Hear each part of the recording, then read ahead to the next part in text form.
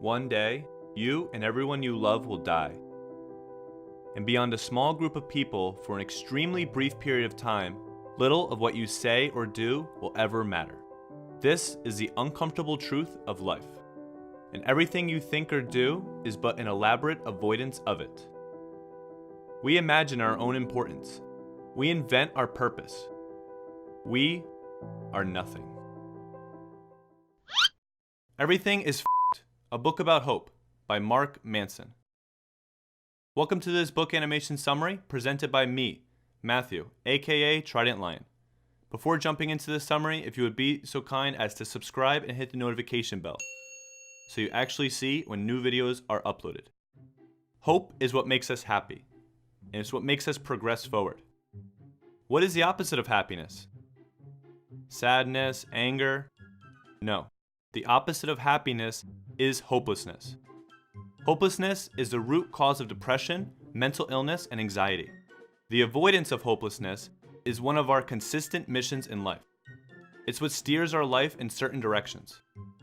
Hope is something greater than ourselves. Without hope, we believe we are nothing, irrelevant, not important. We all strive for a sense of importance. We strive to avoid what Mark Manson calls the uncomfortable truth. What is the uncomfortable truth? Do you remember the quote from the beginning of the summary? This book is not nihilistic like it seems. On the surface, it sounds nihilistic, but it is actually a book against nihilism. Your life is not hopeless. Your life is not meaningless, unless you subscribe to a belief that it is. Pain is inevitable. However, hopelessness and suffering is a choice. Can we attain self-control in order to make the choice against hopelessness and suffering states? Every problem of self-control is not a problem of information or discipline or reason, but rather of emotion. Self-control is an emotional problem. Laziness is an emotional problem. Procrastination is an emotional problem. Impulsiveness is an emotional problem. Within your mind, you have two brains, the thinking brain and the feeling brain. We like to think our logical thinking brain is in the driver's seat of our self-control, but actually, our feeling brain is in the driver's seat. All of our actions are done because of a feeling. The feeling brain trumps the thinking brain with decision making, always. Even if something is done because of logic, it is because you felt it to be right. We are constantly making decisions with the heart. Don't fight your feeling brain because it can make it worse. Basically, the way the thinking brain can get through to your feeling brain is by communicating with it using the language that it knows, emotion. If your thinking brain can convince your feeling brain how a certain change will lead to a greater feeling, then the feeling brain will listen. When our feeling brain and thinking brain are not aligned, we feel powerless, and everything around us begins to feel hopeless. We gain better self-control by having our thinking brain and feeling brain align with the same values. Our life is lived as a journey. We are all on our own chariot, pulled by two horses. We all have a gift to help us steer our horses in the direction in life we want.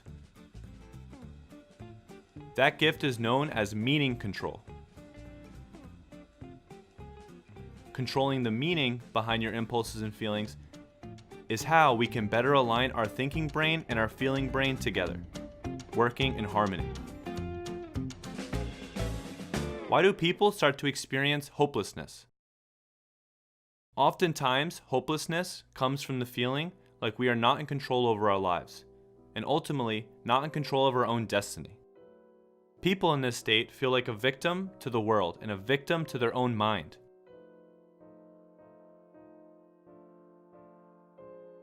What else do you need to have hope?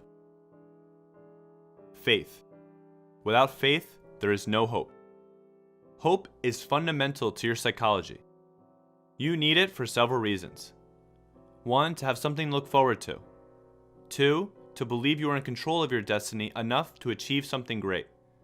And 3, to find a community to achieve it with you. When we lack one or all of these for too long, We lose hope and spiral into the void of the uncomfortable truth. There are things in life we cannot change. What cannot be changed is pointless to fight against. There is nothing we can do that will change the uncomfortable truth. It is what it is. But what we can do is change how we feel and perceive the uncomfortable truth. Do not hope for a better circumstance. Hope to be strong enough to overcome difficult circumstances. Do not hope for things to be better. Hope that you are becoming better. Hope for the suffering that comes with freedom, for the pain that comes from happiness, for the wisdom that comes from ignorance. I said it earlier in this summary, and I'll say it again because it's that important. Pain is inevitable, but suffering is always a choice. There is always a separation between what we experience and how we interpret that experience. The human mind is incredibly flawed. There is an inner conflict when the thinking brain and feeling brain are not aligned. Our ability to process information is hamstrung by our emotional need to validate ourselves. It is curved inward by our own perceptual biases. Realize that even if all of your problems of today become magically fixed, your mind will still perceive the inevitable f***ness of tomorrow. So instead of looking for hope, don't hope. Don't despair either. Be something better. Be more compassionate, more resilient, more humble, more disciplined. Who doesn't want more freedom in their life? No one. Who wants freedom mixed with suffering? No one. If you give your feeling brain 100% freedom, with your thinking brain being in the passenger seat, that would be terrible. The conflict would result in suffering. Now, I don't know if suffering can be 100% eliminated from our lives, but I believe it can be reduced. Having harmony with the thinking brain and the feeling brain, I believe will lead to greater self-control. Self-control over our destiny and self-control over our feelings. You don't want to enslave the thinking brain or the feeling brain. You need them to be free and working in harmony. So once your two brains are in harmony, how can you achieve freedom? The only true form of freedom is through self-limitation. It is not the privilege of choosing everything you want in your life, but rather choosing what you will give up in your life. You can't do everything. So what can you do? What do you want to do? What will you do? Ultimately, the most meaningful freedom in your life comes from the commitments for which you have chosen to sacrifice. Everything is a book about hope by Mark Manson. I greatly enjoyed this potent value Mark Manson delivers in both of his books that I've read. The audiobook for this one is only 7 hours long, so it's not a book that goes on longer than it needs to, which I'm extremely grateful for. I left a link to purchase a copy of the book for yourself in the description below. Comment below what your thoughts are on artificial intelligence.